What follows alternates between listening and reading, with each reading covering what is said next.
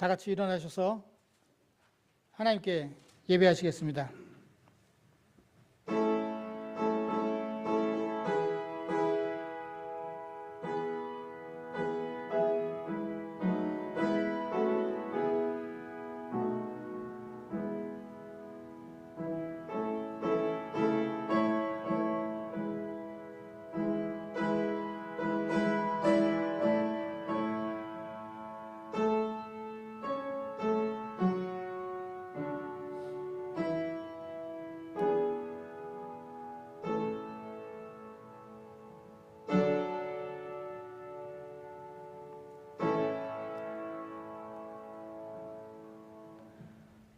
고맙습니다. 주님 감사합니다. 이 아침에 저희들 건강하게 깨워주시고 주님 전으로 불러주셔서 저희들이 한마음 한뜻으로 주님께 예배하게 하시니 감사합니다. 이 예배에 함께하고 계신 주님께서 이 예배를 주관해 주시고 이 예배의 모든 영광을 홀로 받아 주시옵소서. 예배를 드리는 당신의 성도들 주님 예배를 통해서 한 사람 한 사람 축복해 주시옵소서. 예수님의 이름으로 기도드렸습니다. 아멘. 다 같이 찬송가 15장 찬송하시겠습니다.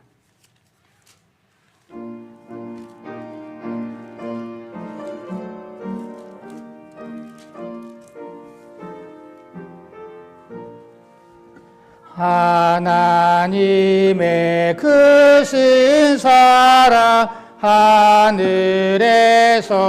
내리사 우리 맘에 항상 계셔 온전하게 하소서. 우리 주는 자비하사 사랑 무한하시니 두려워서 떠는 자를 구원하여 주소서. 걱정 근심 많은 자를 성령 감화하시며 복과 은혜 사랑받아 평안하게 하소서. 처음과 끝이 되신 주님 항상 인도하셔서 마귀 유혹하는 것을 속히 끊게 하소서. 전능하신 아버지여 주의 능력 주시고 우리 맘에 임하셔서 떠나가지 마소서. 주께 영광 항상 돌려 천사처럼 섬기며 주의 사랑 영영토록 찬송하게 하소서. 우리들이 거듭나서 흠이 없게 하시고 주의 크신 구원받아 온전하게 하소서. 영광에서 영광으로 천국까지 이르러 크신 사랑 감격하여 경배하게 하소서. 아멘.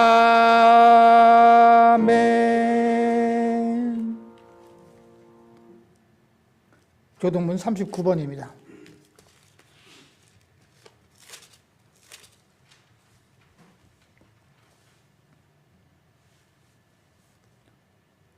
오라 우리가 여호와께 노래하며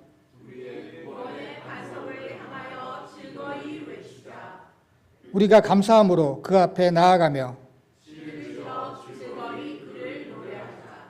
여호와는 크신 하나님이시요 땅의 깊은 곳이 그의 손안에 있으며 바다도 그의 것이라 그가 만드셨고 오라 우리가 굽혀 경배하며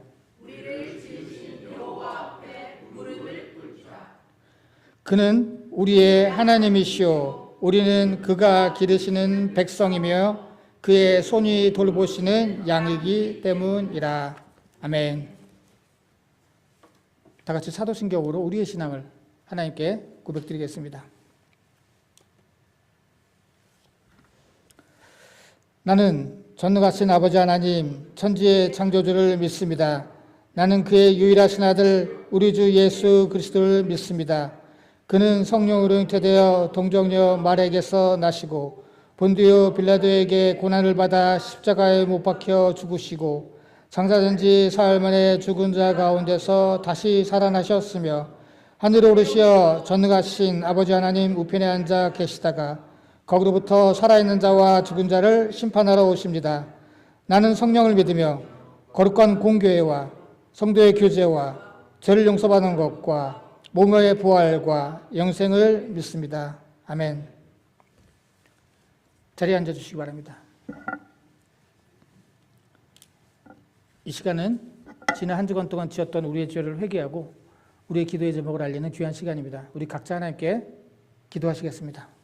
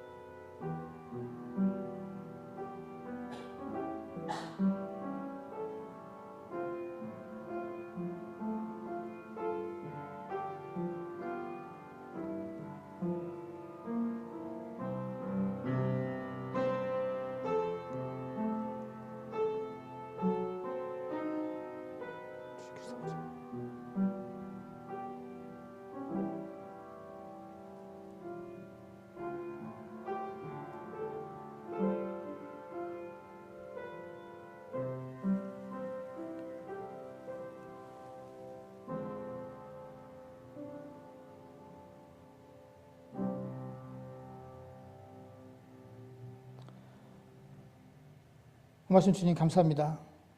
지난 한 주간 동안도 저희들을 홀로 두지 아니하시고 주님께서 저희들과 동행해 주시며 저희들을 인도해 주시고 지켜주신 주님의 은혜를 감사를 드립니다. 저희들 주님의 한없는 은혜 가운데 지난 한 주간 동안 살았는데 그 은혜를 깨닫지 못하고 그 은혜에 합당하지 못했던 우리들의 부족하고 죄 많은 모습을 이 시간 깨닫고 주님 앞에 회개의 기도를 드렸습니다. 지금 저희들 불쌍히 여겨주시고 저희들 용서해 주시옵소서. 또한 아버지 하나님 저희들 개인적인 기도의 제목도 아랬습니다. 특별히 주일학교 선생님들을 위해서 기도합니다. 주일학교 선생님들이 연수를 위해서 아웃 오브 타운 중입니다. 주님 여행을 잘 마치고 소교의 목적도 잘 이루고 무사히 돌아올 수 있도록 주님께서 지켜주시고 인도해 주시옵소서. 또한 아버지 하나님 저희들 개인적인 사정을 누구보다도 알고 계신 주님께서 저희들의 기도에 응답해 주실 줄로 믿습니다. 주님께서 응답하시는 그 응답이 우리의 생각과 다를지라도 선하신 주님만을 믿고 의지하는 저희들 되게 하여 주시옵소서. 또한 주님 이 시간 저희도 주님의 말씀을 드리려고 합니다. 주님 말씀해 주실 때 전한 자나 듣는 자 모두가 다 주님의 말씀으로 새롭게 깨닫고 이 말씀대로 살아가기에 부족함이 없는 저희들로 삼아 주시옵소서. 예수님의 이름으로 기도해 드렸습니다. 아멘. 찬송가 214장입니다.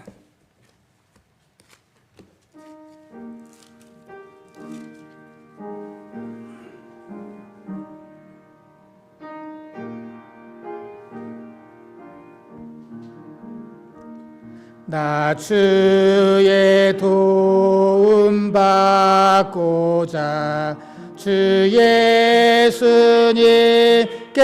빕니다. 그 구원 허락하시사 날 받아 주소서. 내 모습 이대로 주 받아 주소서. 날 위해 돌아가신 주 날 받아 주소서.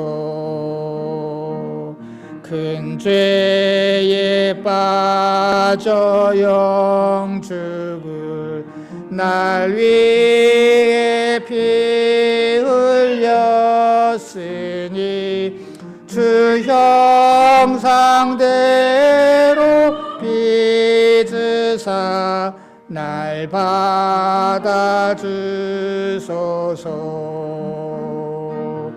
내 모습 이대로 주 받아 주소서. 날 위해 돌아가신 주 날 받아 주소서. 내 힘과 결심 약하여 늘 깨어지기 쉬우니 주 이름으로 구원해 날 받아 주소서. 내 모습 이대로 주 받아 주소서. 날 위해 돌아가신 주 날 받아 주소서. 내 주님 서신 발 앞에 나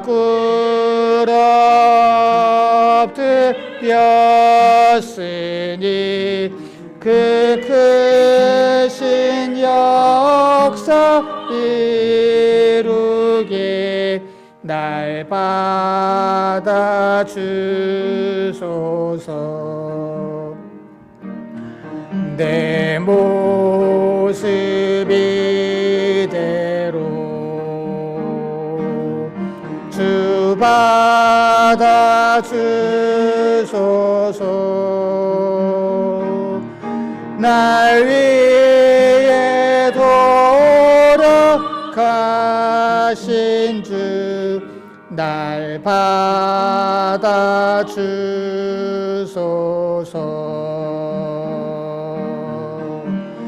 아멘.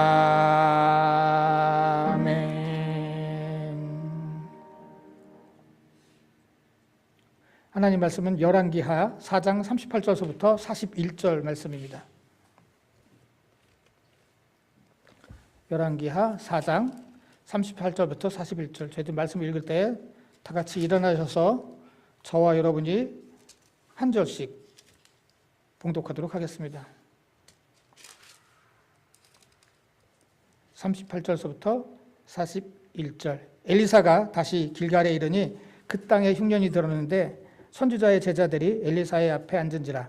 엘리사가 자기 사원에게 이르되 큰 솥을 걸고 선지자의 제자들을 위하여 국을 끓이라 하매 한 사람이 채소를 캐러 들에 나가 들고 고동굴을 만나 그것에서 들호박을 따서 옷자락에 채워 가지고 돌아와 썰어 국 끓이는 솥에 넣되 그들은 무엇인지 알지 못한 자라.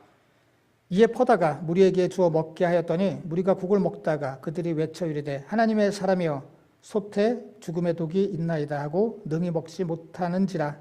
엘리사가 이르되 그러면 가루를 가져오라 하여 솥에 던지고 이르되 퍼다가 무리에게 주어 먹게 하라 하매 이에 솥에 독이 없어지니라. 아멘.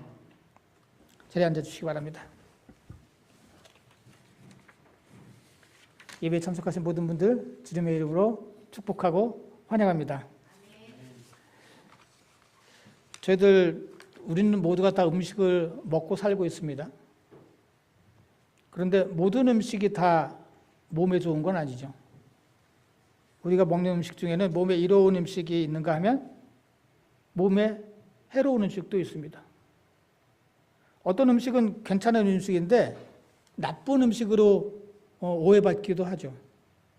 대표적인 게 고추에 대한 고추죠. 고추 역사를 보면 재밌습니다. 우리나라 음식하면은 고춧가루, 빨갛고 맵고 이런 거 생각하잖아요. 그런데 우리나라에 고추가 들어온 건 500년이 채 되지도 않았어요. 조선 중기 임진왜란 때 일본을 통해서 고추가 들어왔어요. 그 전에는 우리나라가 고추가 없었어요. 이 고추라고 하는 게 중남미에서 먼저 시작해서 미국으로 가고 유럽으로 갔다가 유럽에서 일본으로 가서 우리나라로 들어온 거거든요. 그러니까 그 전에는 이 사람들이 고추의 그 매운맛을 몰랐던 거죠. 근데 고추가 들어와서 고추를 먹었더니 엄청 매운 거예요. 그래서 일본 사람들이 우리를 죽이려고 고추를 갖고 들어왔다라고 하는 소문이 퍼지기도 했습니다. 그러니까 우리나라에는 이 매운맛이라고 하는 이런 맵다라고 하는 미각조차 없어서 매운 것을 쓴 것과 헷갈려서 쓸고자에다가 풀초자, 그래서 고초라고 불렀었어요. 고추가 몸에 해롭지 않죠. 어떤 때는 그 펩사이신이 우리 몸에 좋은 역할을 한다고 하죠. 그런데 우리는 그것을 예전에는 해로운 음식으로 생각을 했었다라고 하는 거죠. 또 어떤 음식은요, 좋은 음식인 줄 알았는데 나쁜 음식들이 있죠. 물론 우리가 그 세계보건기구 WHO에서 매번 발표하잖아요. 몸에 나쁜 음식 대표적인 거 우리가 기름에 튀긴 음식, 당류, 또 있죠, 가공육, 이런 것들, 이런 너무 잘 알려져 있어요. 그런데 지난달에 그 GoodRx, 여러분들 약 살 때 GoodRx에서 사시는 분들 혹시 있을지 모르겠어요. 거기 멤버십 가입하면 약값이 엄청 확 떨어져 버려요. 미국의 아주 대표적인 제약에 관한 회사, 메디컬 회사인데 거기서 지난달 4월 달에 흥미로운 글을 하나 게재했어요. 그 온라인 아리클에 뭐냐면은 건강하지 않은 건강식이라는 아리클이었어요. 그래서 몇 가지 한 10가지인가로 있었던 것 같은데 제일 첫 번째가 뭐냐 하면은 프로틴바예요. 프로틴바. 저도 아침에 프로틴바 자주 먹거든요. 시간 없을 때 그냥 프로틴바 하나 먹으면 여기 그냥 프로틴도 있고 모든 음식 영양식이 다 있겠구나 생각을 해서 프로틴바 하나 먹고 넘어갈 때도 많은데 이 프로틴바가 왜 나쁘냐 하면은 미국에서 권장하는 그 당의 총량 하루에 25g을 이하로 섭취할 걸 권하고 있는데 어떤 프로틴바에는 20g까지 들어있었다고 하더라고요. 그래서 이거 하나 먹으면 아침 이거 하나 먹으면 그날에 섭취할 수 있는 당의 한가를 거의 다 다다르는 그러한 게 돼버린다고 하는 거죠. 그래서 이게 우리가 의외로 나쁜 음식으로 1위로 뽑았어요. 4위도 흥부로였는데 4위는 요거트인데 플레인 요거트 말고 있잖아요. 우리 무슨 과일 맛 나는 딸기 맛, 바나나 맛 나는 그런 요거트 있잖아요. 그 요거트도 보통 15g에서 25g의 당이 하나에 펄서빙 하나에 이렇게 다 포함되어 있다고 하더라고요. 육체의 음식도 우리가 그래서 잘 구별하고 먹어야 된다는 거죠. 그렇다면 우리의 영의 양식은 어떨까? 우리 영적으로 무엇을 섭취하고 무엇을 멀리해야 될까요? 우리 열왕기하를 읽었죠? 계속 말씀드리지만 열왕기 상하, 사무엘 상하, 열왕기 상하는 포로기에 기록된 말씀이에요. 이스라엘 백성들이 남북으로 갈라졌죠. 그 북이스라엘은 720여 년에 아시리아라고 하는 나라한테 망했어요. 그 남쪽 유다가 남아 있었는데 남쪽 유다는 587년에 바벨론이라고 하는 나라한테 망했어요. 성전이 다 파괴되고 제사장을 비롯한 왕족, 귀족들 다 바벨론의 포로에 끌려갔어요. 그때 기록된 게 바로 오늘 열왕기 하예요. 오늘 말씀 보면 참 이런 말씀을 성경이 기록하고 있어. 사실 오늘 말씀은 그 엘리사의 기적 이야기 시리즈 4개의 시리즈가 나오거든요. 4장, 5장에 걸쳐서 그 기적 이야기 시리즈 4개 중에 하나예요. 근데 이게 어떤 사람들 이게 기적 맞아? 국에 독이 들었대. 잘못 들어서 풀에 독초를 넣어서 국에 독이 들었대. 그래서 독을 해독했대. 이게 기적인가? 아니 독을 먹고 누군가 죽었는데 그 사람 살렸다 이러면 기적이야 이건. 그러면 되는데 독에 이 사람들이 먹다 이게 독이 들었네. 그래서 안 먹었어. 그럼 안 먹으면 되지. 이게 기적인가? 라는 생각이 들 수가 있어요. 근데 오늘 말씀은 사실은요 되게 중요한 말씀을 하고 있어요. 더군다나 뭐 이렇게 오늘 말씀 너무 넓게 저는 이제 나가려고 하진 않지만 굉장히 기독론적인 구약에서 보기 드문 기독론적인 말씀이에요. 오늘 단어 하나도 그렇고요. 하여튼 그렇습니다. 자, 포로기에 왜 기록된 포로기의 사람들이 제일 큰 고민이 뭐예요? 우리가 왜 바벨론이라고 하는 이방 나라한테 졌지? 그들은 하나님도 안 믿잖아. 그들이 어떻게 이방 나라 그 더러운 이방 사람들이 제사장도 한번 들어갈까 말까 1년에 한번 들어갈까 말까 한 저 지성소에 막 군합발로 들어가서 마음대로 거기 있는 성물들을 막 그냥 뜯어내고 자기 나라를 가져가고 이랬을까? 왜 우리가 이런 수치를 당하고 이 포로로 이방 땅에 끌려와서 이렇게 살아야 될까? 라고 하는 거였죠. 그들의 결론은 뭐였어요? 죄 때문이라고 하는 거예요. 죄. 하나님께서 일을 안 하셔서가 아니라 우리가 죄를 지어서 하나님께서 우리에게 벌 주신 거였구나 라고 하는 거였죠. 그들이 생각하기에 이롭다고 생각했던 것들이 독이었다는 걸 깨달았어요. 우리가 이 외국의 강대국 바벨론 말고 그 당시에 전통의 강국이었던 이집트 혹은 다른 주변국들의 힘을 빌으면서 도움을 받으면은 우리가 괜찮을 거라고 생각했어. 그게 우리에게 이롭다고 생각을 했어. 이방 신들을 막 다다익선 아닌가? 하나님도 믿지만 다른 신도 막 들여와서 그냥 다른 신도 같이 섬기면 어때? 더 좋잖아. 그게 이로울 줄 알았는데 그게 독이었구나라는 걸 깨달았던 거죠. 독에 관한 말씀을 지금 기록하고 있는 거예요. 그래서 그리고 그들이 또 하나는 뭐였냐면은 도대체 하나님은 그러면은 우리가 바벨론 땅에 들어왔는데 이방 땅에서도 하나님이 계시나? 바벨론에 갔더니요.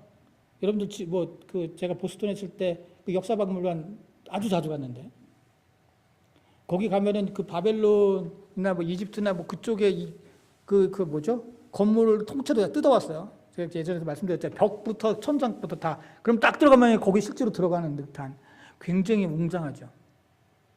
바벨론에 갔더니 여러분들 우리가 이집트의 피라미드를 잘 알지만 그보다도 훨씬 더 오래된 지구랏이라고 하는 바벨론의 아주 이집트가 바벨론의 지구랏을 아마도 따왔을 거다라고 생각하는 사람이 있을 정도로 아주 웅장한 피라미드이 있거든요. 피라미드가 살짝 다르지만 피라미드 같은. 거기 신전 꼭대기에 마르둑이라고 하는 이 바벨론의 신에 딱 서 있고요. 이 사람들이 엄청 이런 데서 하나님도 일하시나? 우리가 여기서 기도한다고 하나님께서 들어주실까?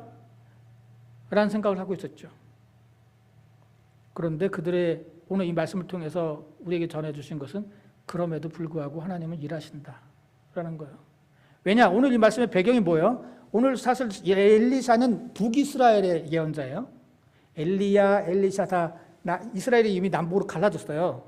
갈라지고 그래서 북이스라엘에서 활동했던 예언자가 엘리야, 엘리사예요. 물론 그 안에 호세아, 아모스도 있어요. 그런데 엘리야가 승천하고 그 다음에 엘리사가 이제 뒤를 이어서 사역을 하게 됐죠. 그리고 그토록 하나님을 믿는 사람을 핍박했던 아합은 죽었어요. 하지만 그의 아들 아하시아는 아버지하고 똑같았어요. 믿는 사람들을 핍박하고 그 이방인을 섬겼어요. 더군다나 아합보다 더 악독했던 아합의 아내 이세벨은 정정하게 살아있어요. 그럼에도 불구하고 정말 믿는 자가 핍박당하고 어려웠던 이 시기에도 여전히 하나님께서는 오늘 4장서부터 5장까지의 그 기적 이야기 시리즈를 통해서 하나님은 그럼에도 불구하고 이 험한 세상에서도 일하고 계셔 라고 기록하고 있는 것이고, 그걸 그대로 포로기에 있는 사람들이 이 말씀을 읽으면서 그렇지, 이방 땅, 이 바벨론의 포로로 온 이 땅에서도 하나님께서는 여전히 일하고 계셔. 겉으로 보기에는 악한 사람들이 횡행하고 그 사람들이 승리하는 것 같지만 그럼에도 불구하고 하나님은 자기 백성들하고 위해서 일하고 계셔 라고 메시지를 주고 있는 거예요. 그리고 그 메시지는 똑같이 우리들에게도 적용이 돼요. 요즘처럼 불신의 시대가 있을까요? 온갖 잘못된 정보를 포함해서 여러 가지 정보가 횡행하면서 더군다나 신앙의 어떤 그 신앙심은 점점점 떨어져 가고 있습니다. 하나님께서 도대체 뭐 하고 계시지? 왜 교인들은 점점 줄고 교회는 쇠퇴해 가는데 하나님께서 부흥의 역사를 안 일으켜 주시지? 하나님께서 도대체 뭐 하고 계시는 거지? 그럼에도 불구하고 하나님께서 일하고 계신다. 하나님은 일을 멈추시지 않는다. 그 백성들을 지키시고 그 백성들을 위해서 일하고 계신다 라고 하는 것이죠. 오늘 말씀 제가 시리즈로 나왔다는데 이 시리즈는 같이 읽어야 돼요. 우리 영화도 시리즈를 보면 이렇게 같이 봐야 되잖아요. 시리즈. 그래야지 더 잘 알잖아요. 오늘 시리즈가 어떻게 되냐면은 4장 1절서부터 7절은 가난한 과부의 아들을 구해준 말씀이에요. 가난한 아들이 그 집에 부채가 많아서 그 채권자가 아들을 종으로 데려가려고 그랬어요. 그래서 엘리사한테 막 부탁을 하죠. 엘리사의 제자의 아내였어요. 그 제자는 이미 죽었고. 엘리사가 야, 너한테 있는 게 뭐냐? 기름 한 병밖에 없는데요. 그러면 다른 집에서 뭐지 그 항아리라고 해야 되나? 막 항아리를 갖고 와. 이 통을 이렇게 빌려와 막 기름 이거 항아리 하여튼 기름통을 빌려와. 많이 빌려올수록 많이 좋아. 그래서 그 빌려온 통에다가 있는 기름을 계속 부었는데 기름이 멈추지 않고 거기 막 빌려온 통이 다 가득 차는 거예요. 그래서 그 기름을 팔아서 그의 채무를 갚아줬다라고 하는 말씀이 4장 1절서부터 7절에 나와요. 그러고 난 다음에 바로 그 뒤 8절서부터 37절은 이번에도 여인 이야기인데 이번엔 가난한 여인이 아니라 부유한 여인에 관한 이야기예요. 수냄 여인, 우리가 수냄 여인으로 잘 알려져 있죠. 그 여인이 엘리사를 굉장히 잘 돌봐줬어요. 엘리사가 그 여인의 집을 이렇게 지나가고 동네를 지나칠 때마다 항상 엘리사를 막 극진히 잘 대접해줬어요. 심지어는 야, 저분이 하나님의 사람이니까 더 잘 대접해야겠다 해서 다락방까지 지어서 오가면서 여기서 쉬어 가시라고 했어요. 근데 어느 날 그 여인의 아들이 죽었죠. 그런데 엘리사가 그 여인의 아들을 살리는 말씀이 나와요. 그러고 난 다음에 오늘 말씀이 나오는 거죠. 이번엔 남자들의 문제예요. 남자들의 문제. 남자들이 먹는 문제예요. 특별히. 오늘은 독이 들어서 못 먹었는데 그 독이 든 국을 해결했다는 말씀이고, 오늘 말씀 바로 뒤에 또 짧은 기적 이야기가 나오는데 남자들이 말씀을 듣다가 먹을 게 없었어요. 오병이어 기적하고 똑같아요. 그런데 빵 부스러기가 있는 걸로 엘리사가 100명이 넘는 남자들을 먹이고 남았더라 라고 하는 말씀이 나와요. 그리고 난 다음에 우리가 잘 아는 5장에서는 나아만 이야기예요. 시리아의 장군 나아만. 돈 있고 권력 있는. 앞에는 먹을 것이 없는 남자들의 이야기를 해결했고, 두 번째는 돈 있고 권력 있는 나아만이 병이 들었는데 그 나아만을 고치는 말씀이 나와요. 자, 뭐예요? 우리가 모두가 하나님의 도움이 필요하고 우리 모두는 문제를 안고 있다는 거예요. 앞에 여자 둘 나오죠. 뒤에는 남자 둘 나오죠. 앞에 또 여자들 중에서도 가난한 사람, 부유한 사람. 앞에 또 남자들 중에서도 가난한 사람, 부유한 사람들의 이야기를 기록하고 있어요. 아니, 엘리사가 했던 기적들이 이거밖에 없었나? 엄청 많았을 거예요. 그런데 일부러 오늘 열왕기하를 기록하는 성경의 기자는 일부러 그렇게 말씀을 배치해 놨어요. 남자든 여자든, 부자든 가난하든 우리 모두는 다 문제를 안고 있어. 우리 모두는 하나님의 도우심이 필요해. 오늘 말씀도 그들이 갖고 있는 문제가 뭐였어요? 가난도 있었죠. 죽음도 있었죠. 일상에 먹는 일이 있었죠. 건강의 문제가 있었죠. 자녀의 문제가 있었죠. 우리가 다 갖고 있는 일상의 그러한 문제들이에요. 그리고 우리 모두는 다 그래서 하나님의 도움이 필요해. 너희 힘으로 살아갈 수가 없어. 설령 아무런 문제 없이 모든 걸 갖고 있다 하더라도 그것을 영원히 지킬 수 있는 사람은 아무도 없어. 그러니 하나님을 의지해야 된다. 그 포르기에서도 마찬가지죠. 우리가 이 막막한 이방 땅에서 어떻게 살지 앞으로? 말도 다른데? 문화도 다른데? 우리의 신앙은 지킬 수 있을까? 하나님이 하실 수 있어. 라는 말씀하고 있는 거죠. 우리의 문제를 해결하실 분은 하나님이에요. 돈과 권력이 아니에요. 오늘 말씀에서 분명히 말씀하고 있잖아요. 이야기에서. 부유한 자들도 해결할 수 없는 문제가 있었어요. 엄청난 힘이 있던 아시리아, 그 당시에 최강대국이었던 아시리아. 죄송합니다. 아시리아가 아니라 시리아. 시리아의 권력자였던 최고 사령관이었던 나하만조차도 해결할 수 없는 문제가 있었어. 그런데 하나님은 그거를 하셨어. 너희들의 문제도 해결하셔. 라는 말씀이에요.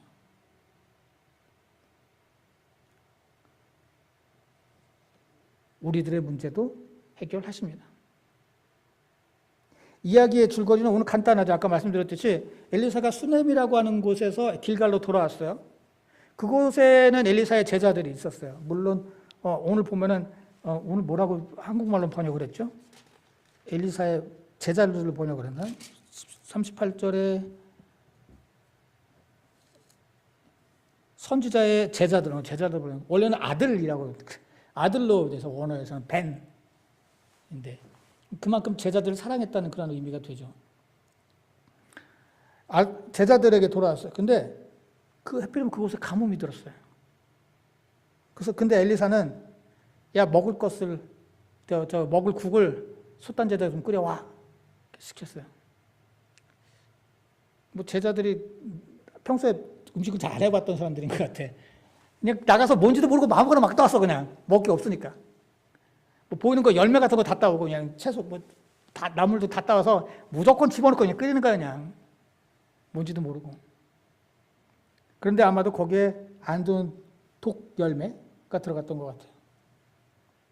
그 사람들이 그거 이제 제자들하고 막 둘러서 그거 먹다가 제자들이 여기 독이 들었습니다. 사람을 죽이는 독이 들었다. 어떻게 알았는지 알 수가 없어요. 독이 들었다고 이렇게 얘기했더니 엘리사가 와서 밀가루를 거기에 뿌리니까 해독이 됐더라. 는 말씀이에요. 자, 오늘 말씀은 38절에 여기 오늘 중요한 말씀이 사실 한국말 번역에는 다르게 번역을 했는데 엘리사가 다시 길갈에 이르니 이렇게 해서 이르다 돌아왔다는 뜻이에요. 원래 엘리사가 다시 길갈로 돌아왔다는 뜻이에요. 여러분들 영어 성경 보면 다 returned로 번역을 했어요. 왜 이게 중요하냐?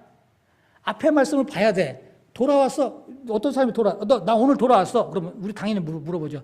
여행 다녀오셨나 봐요. 어디 다녀오셨어요? 저 한국 다녀왔어요. 아니면 저 어디 갔다 왔어요. 이렇게 얘기를 하잖아요. 이야기가 그렇게 이어가잖아요. 오늘도 엘리사가 돌아왔어.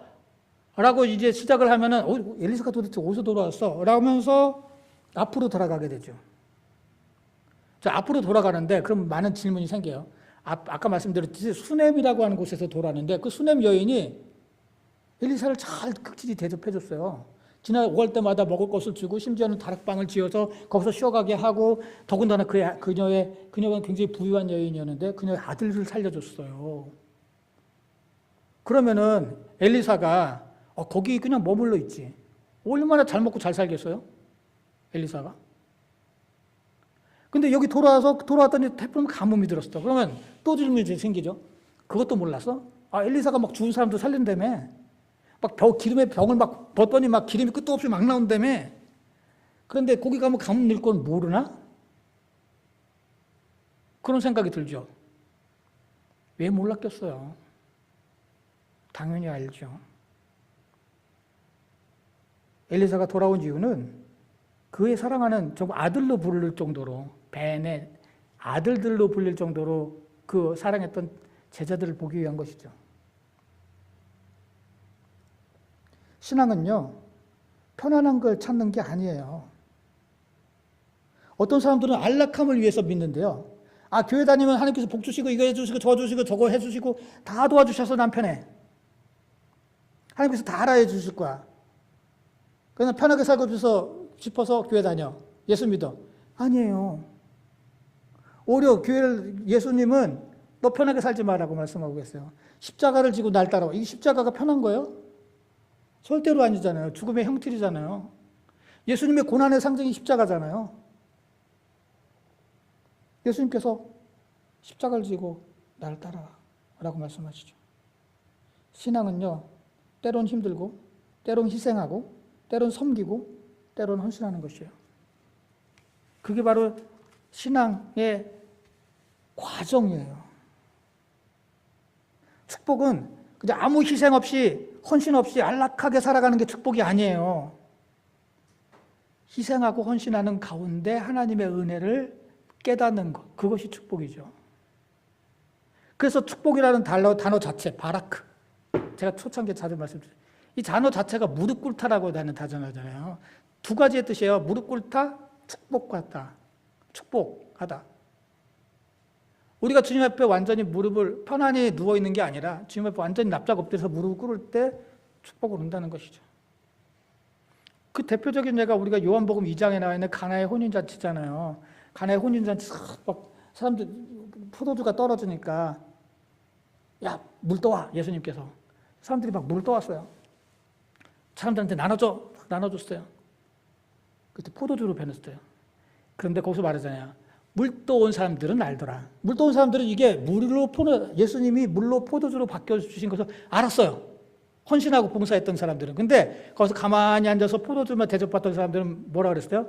딴 집은 나중에 안 좋은 게 나오는데 이 집은 갈수록 좋은 게 나오네. 그러면서 그냥 먹기만 했어요. 그게 예수님께서 베푸신 은혜라는 걸 깨닫지 못했어요.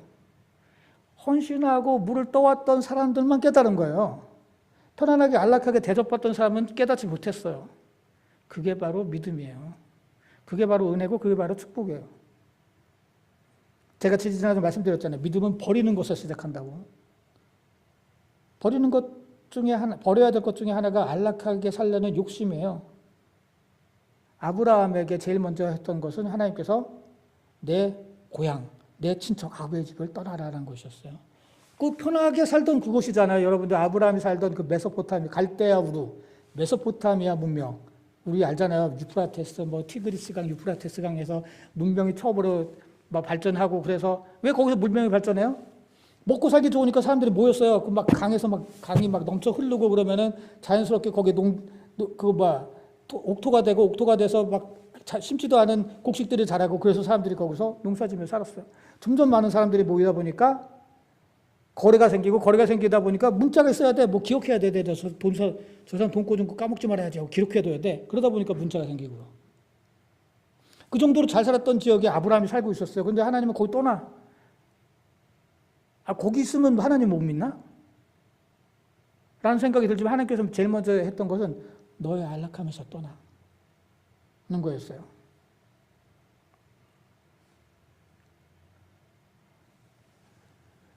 오늘 저희가 이 엘리사가 다시 돌아왔다라고 하는 것은 아주 중요한 그래서 의미가 있는 것이에요. 그 편안한 곳에서 그냥 가만히 배두들기며 살 수 있는 그곳에서 가뭄이 있는 그곳으로 일부러 왔다.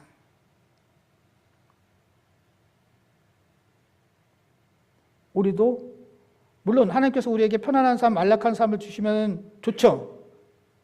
그걸 거부할 사람은 아무도 없죠. 그러나 하나님께서 만일에 그 안락함을 날 위해서 내놓아라라고 했을 때는 우리가 내놓을 준비가 되어 있어야 된다는 거죠. 자, 오늘 39절부터 49절에 보면 이들이 보니까 오늘 들호박? 들호박을 따서 거기다 넣었다고 해요. 우리 파콧이라고 하는 이 히브리어인데 무슨 뜻인지 우리 몰라요. 여기서만 사용됐어요. 그래서 우리가 이게 무슨 뜻인지 잘 몰라요. 아마도 그 지역에 있었던 그 들호박, 그 호박 황갈색의 오렌지 같은 열매, 호박같이 생긴 열매인 것 같아요. 그래서 70인역은 콜로센더라고 하는, 그러니까 그 들호박이라고 이렇게 번역을 했어요. 근데 제가 생물학자가 아니니까 잘 모르지만 이 주석서들에 보면은 쓴맛이 강하고, 그 많이 먹으면 신경이 마비가 되고 복통 설사도 하고, 그리고 심하면 사망에 이를 수도 있는 그러한 열매라고 합니다. 아마도 그거로 추측을 해요. 근데 제자가 나가서 그냥 따오라고 하니까 그냥 막 따온 거예요, 아무거나. 그러고서 국에다 무조건 그냥 다 집어넣고 끓인 거죠. 거기는 물론 좋은 음식들도 있었겠죠. 좋은 재료들도 분명히 있었을 거예요. 다 독이 들어있진 않았을 거예요. 좋은 음식들도 있었지만 그 하나의 독 열매 혹은 독초 때문에 그 음식은 독이 되어버렸어요. 아무리 좋은 음식도 독이 들어가면 사람을 해칩니다. 당장 보기에는 아무렇지 않고 좋아 보일 수 있죠. 그러나 그것이 결국 우리 스스로를 해치고 병들게 하죠. 우리가 생활에서도 마찬가지예요. 무의식적으로 독이 든 열매를 내 삶에 아무 생각 없이 넣고 살고 있지 않은가. 죄라는 독, 잘못된 신앙 습관, 오래된 구습, 지금 당장은 괜찮아 보이지만 그것이 쌓이고 독이 되고 그 독이 우리를 망하게 만드는 것이죠. 그 사람들은 말하잖아요. 좋은 음식 많이 먹는 것보다 나쁜 음식 줄이는 게 더 중요해. 좋은 음식 많이 먹으려고 발버둥 치지 마. 네가 먹고 있는 그 나쁜 음식 끊어. 바로 그거예요. 우리가 먼저 해야 될 것은 제가 계속 지난주에도 말씀드렸지만 내가 선한 일을 많이 해야지. 그럴 수 있죠. 좋죠. 하지만 지금 하고 있는 나쁜 일을 멈추는 게 먼저예요. 나쁜 일도 하고 선한 일도 하고 그게 뭐예요? 나쁜 사람이에요. 그 사람은. 나쁜 일도 하고 선한 일도 하면 선한 사람이 아니에요. 나쁜 사람이에요. 그 사람은. 마치 좋은 음식과 나쁜 재료가 같이 들어가면 그 재료가 나쁜 음식이 되는 것처럼. 그러면은 우리가 내 삶에 나도 모르게 잘못된 독초 같은 독열매 같은 것들이 나도 모르게 있었구나 라고 깨닫는다면 우리가 어떻게 해결해야 될까요? 먼저 이들이 왜 이걸 집어넣었어요? 39절에 보면은 무엇인지 알지 못했다 이렇게 말해요. 몰랐어요. 모르고 넣었어요. 분별력이 없어서죠.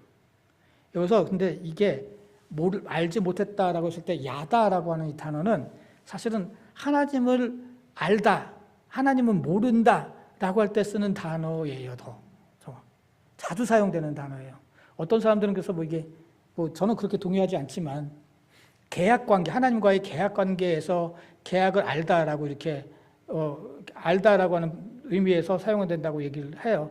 제가 아무튼 그렇습니다. 그런데 이스라엘이 왜 망했냐면은 하나님을 몰라서 그랬거든요. 하나님을 알지 못해서 분별력이 없어서 망했거든요.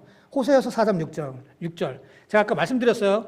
엘리사는 북이스라엘에서 예언했던 예언자인데 호세아도 마찬가지로 북이스라엘에서 예언했어요. 그가 약 745년 전에 그러니까 예수님 전 주전 745년경에 북이스라엘에서 예언했는데 이스라엘이 망할 때까지 예언했어요. 722년, 약 20년 후에 이스라엘이 망하거든요. 호세아가 예언 활동하기 난 다음에 그때 호세아가 뭐라 그러냐면은 내 백성의 지식 여기서 지식은 안다라고 하는 뜻, 아까 야다라고 하는 뜻의 명사형이에요. 하여튼 같은 단어야. 그냥 쉽게 발음은 다르지만 같은 단어야. 또 형식만 형만 다르지, 형태만 다르지. 내 백성이 알지 못해서 망한다. 호세아가 그랬어요. 여기서 누굴 알지 못하냐? 하나님을 알지 못해서 망한다고 그랬거든요. 우리가 남한국도 마찬가지죠. 분별력이 없어서 망했어요. 남한국에서 또 예레미야 시대에 거짓 예언자 하나냐도 있었잖아요. 야, 하나냐는 아니야, 하나님께서 우리를 축복해 주시고 잘 될 거야. 예레미야는 아니야, 망할 거야. 우리는 죄 때문에 망해. 이 둘이 있었어요. 아니야, 하나님께서 너네 자녀들도 돌봐주시고 먼저 포로로 끌려갔던 사람들 다 돌아오게 해주셔. 하나님 우리를 사랑해 라고 하는 하나냐라고 하는 사람이 있었고, 예레미야는 아니야, 그렇지 않아. 너네들마저 끌려갈 거야. 나는 완전히 쫄딱 망해. 예레미야가 그렇게 예언했어요. 이 둘 중에 누가 특히 좋아요? 하나님께서는 아직도 당신을 사랑하시고 당신 자녀들을 사랑하시고 끌려갔던 당신의 남편들도 돌아올 거고 이게 더 솔깃하잖아요. 모두가 다 그 사람을 믿었어요. 분별력이 없었던 거죠. 그게 독인지 몰랐어요. 그래서 회개하지 않았어요. 예레미야는 아니야, 이렇게 살다 망해. 우리는 회개해야 돼 먼저 라고 했던 거고. 그런데 예레미야 말처럼 정말로 남한국 유다는 바벨론에게 망하고 말았죠. 예레미야가 너무 슬퍼서 예레미야 애가를 썼잖아요. 자기도 그런 말씀 전하는 게 원치 않았어요. 실제로 나라가 망하고 나니까 너무 슬퍼서 예레미야 얘기를 기록한 거죠. 애가 슬퍼서 부르는 노래. 자, 우리가 하나님을 알지 못해서 그렇게 된 거죠. 그렇다면 우리가 하나님을 알아야 돼요. 어떻게 알 수 있을까요? 말씀을 통해서 알 수 있는 거예요. 우리가 하나님은 성경을 통해서 하나님에 대해서 알길 원하세요. 우리가 말씀을 가까이 하고 하나님을 더 알아가야 됩니다. 또 하나, 우리가 하나님을 찾아야 돼요. 오늘 41절에 보면은 오늘 말씀에 엘리사가 계속 그렇게 나와요. 그런데 41절에도 엘리사라고 해요. 근데 딱 한 군데 하나님의 사람이라고 불러요. 40절에서. 제자들이 국을 먹다가 독인 줄 발견했어요. 그때 엘리사 혹은 선생님 이렇게 부르지 않았어요. 하나님의 사람이요 이렇게 불러요. 이때만. 무슨 뜻이에요? 이들이 찾은 건 하나님이었던 거죠. 이시하 엘로힘, 하나님을 찾았어요. 하나님의 사람인 것을 강조하면서 이들이 찾은 것이 하나님의 도움이라는 것을 강조하고 있는 거죠. 우리가 독초라고 하는 것을 내가 발견했어. 아, 내가 신앙생활 하다 보니까 이게 독이었구나 라는 걸 깨달았어요. 근데 우리 스스로가 이걸 없애는 것이 어려워요. 계속 말씀드리잖아요. 난 결심했어. 이제부터 하나님의 말씀대로 살아갈 거야 라고 한다고 해서 내가 하나님의 말씀대로 완전히 살아가게 되냐? 그렇지 않아요. 왜냐? 우리는 연약해요. 우린 어리석어요. 여전히 무엇이 옳고 무엇이 그른지 잘 몰라요. 우린 완전하지 않으니까. 그럴 때 우리가 뭘 의지해야 된다고요? 성령의 도우심을 의지해야 돼요. 나는 할 수 없지만 성령께서 도우시면 할 수 있거든요. 자, 제자들도 독이 안에 있다는 걸 알았어요. 이제 소단에 독이 있다는 걸 알았어. 그런데 그들이 할 수 있는 건 그냥 멈추는 것일 뿐 해결은 하지 못했어요. 대신 하나님의 사람이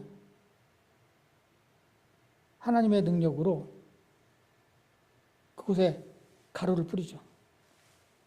그래서 오늘 가루, 케마라고 하는 단어가 이게 특별한 단어인데 이거 하면 너무 길어지니까 그냥 넘어가고요. 왜냐면 이게 6월절에 그 누룩 안 든 빵 있잖아요. 먹는 그걸 가리키는 밀가루를 의미해요. 아무튼 그런데 자, 밀가루를 싹 떴어요. 그러고 나서 그랬더니 독이 없어졌대요. 오늘 말씀 보면은 독이 없어지니라. 그걸 어떻게 했을까요? 이 뒤에 엘리사가 먹어 괜찮아 라고 했겠죠. 먹겠어요, 여러분들? 먹겠어요. 먹어. 소태 국에 독이 들었어. 그런데 누가 와가지고 목사님이 와서 밀가루를 거기다 뿌리더니 독 없어졌어요. 여러분 드세요. 그럼 여러분 드시겠어요?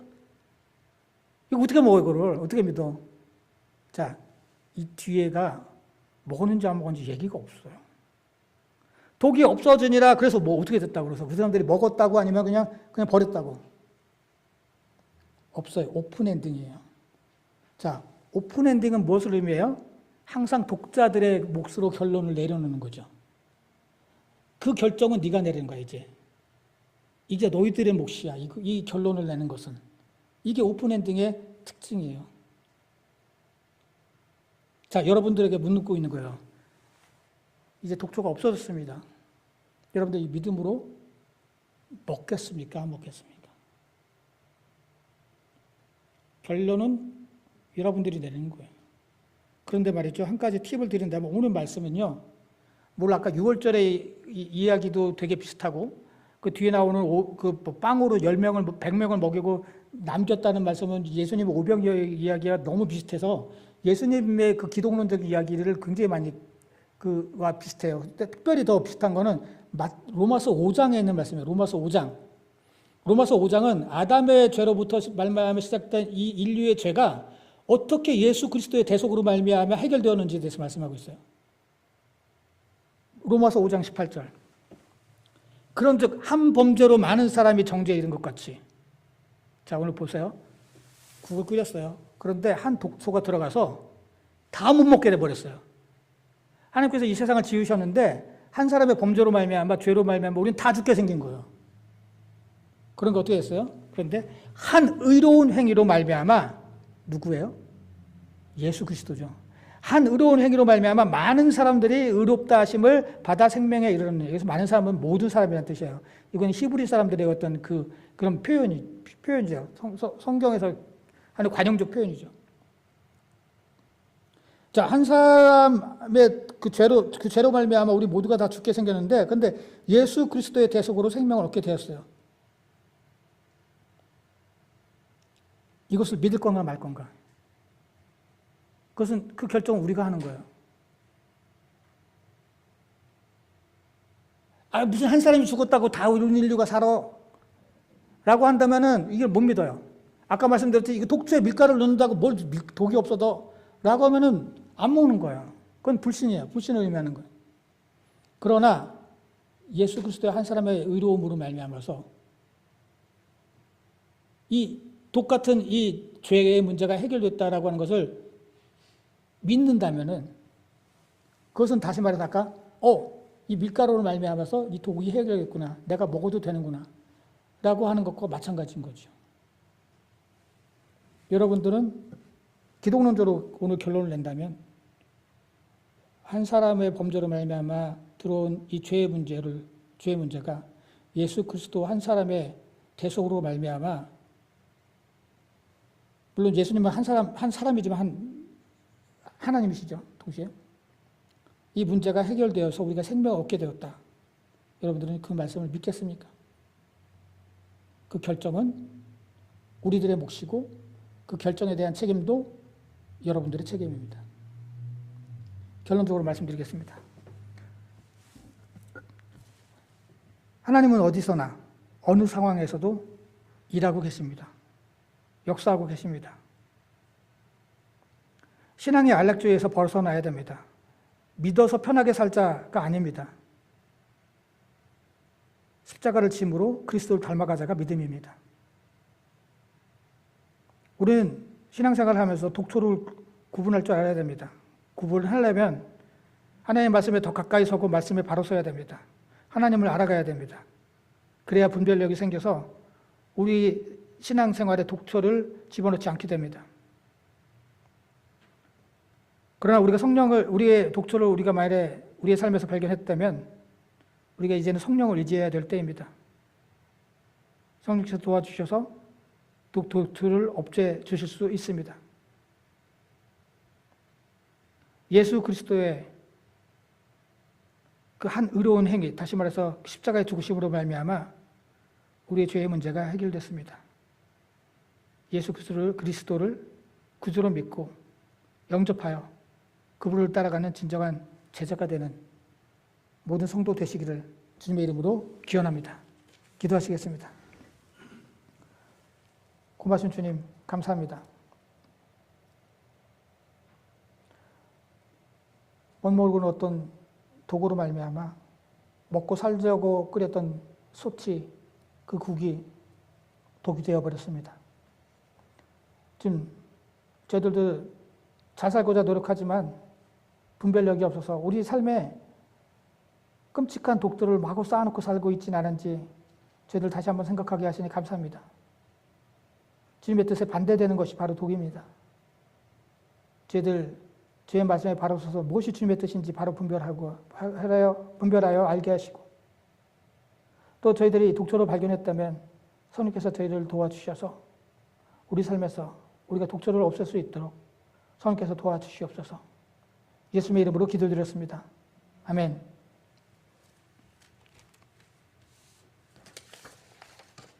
찬송가 288장입니다.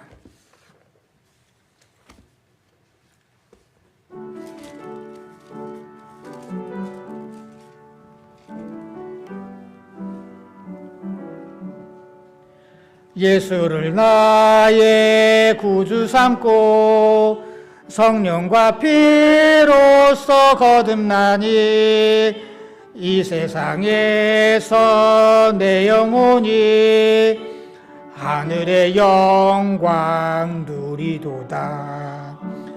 이것이 나의 간증이요 이것이 나의 찬송일세. 나 사는 동안 끊임없이 구주를 찬송하리로다. 온전히 주께 맡긴 내 영, 사랑의 음성을 듣는 중에 천사들 왕래하는 것과 하늘의 영광 보리로다. 이것이 나의 간증이요, 이것이 나의 찬송일세. 나 사는 동안 끊임없이 구주를 찬송하리로다. 주 안에 기쁨 누림으로 마음 세상과 나는 간 곳 없고 구속한 주만 보이도다. 이것이 나의 간증이요, 이것이 나의 찬송일세. 나 사는 동안 끊임없이 구주를 찬송하리로다.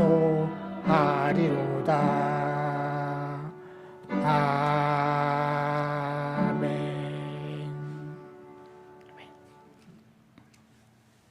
바치는 것 위해서 기도하시겠습니다.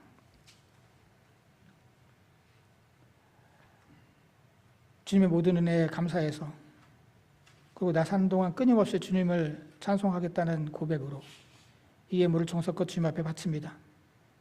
주님, 이 예물을 기뻐 받아주시고 주님 뜻대로 사용해 주시옵소서. 이 예물을 바친 손길들 주님 한 사람 한 사람 기억해 주셔서 정말 이 불신의 시대를 살아가는 동안에도 여전히 역사하시고 축복하시는 주님의 축복을 누리며 살아가는 당신의 복된 성도들 되게 하여 주시옵소서. 예수님의 이름으로 기도드렸습니다. 아멘. 지금은 인사와 강고 시간입니다. 주변 분들과 인사 나누시기 바랍니다.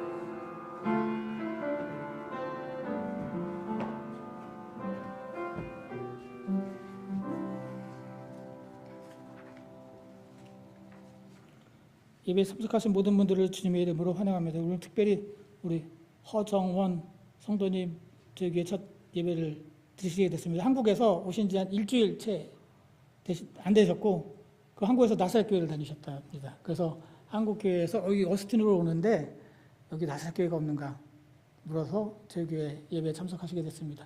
환영의 박수를 쳐주시기 바랍니다. 허정원 성도님입니다. 다른 광고 말씀 없으시면 다 같이 일어나셔서 찬송가 413장 찬송하신 후에 축도로 예배 마치겠습니다.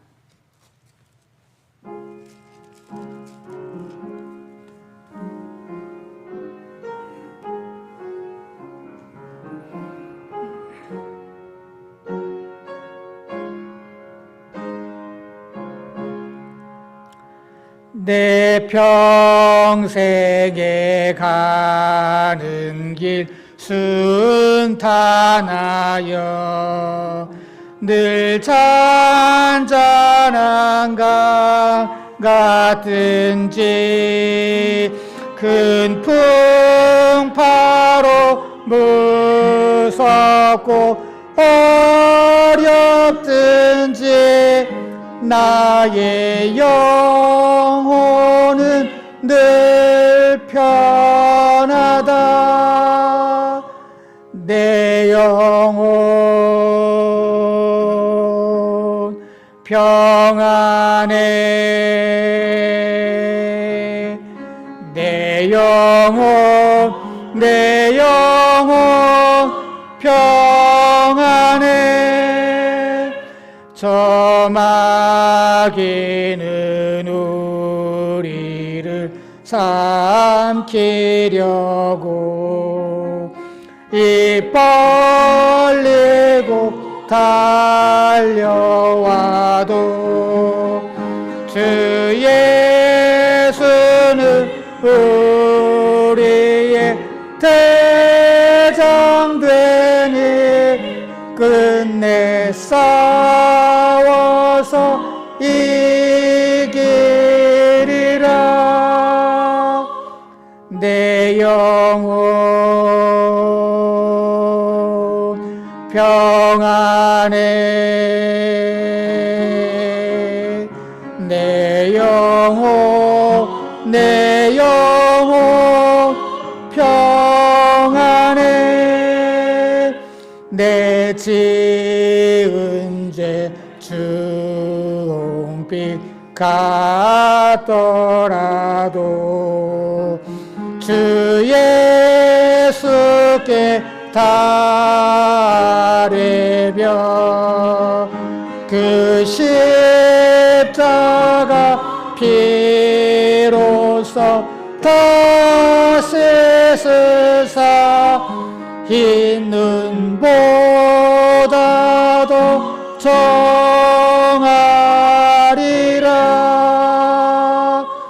예 영혼 평안해. 내 영혼 평안해. 저 공중에 구름이 일어나며 큰 나팔이 울릴 때에 주 오셔서 세상을 심판해도 나의 영혼은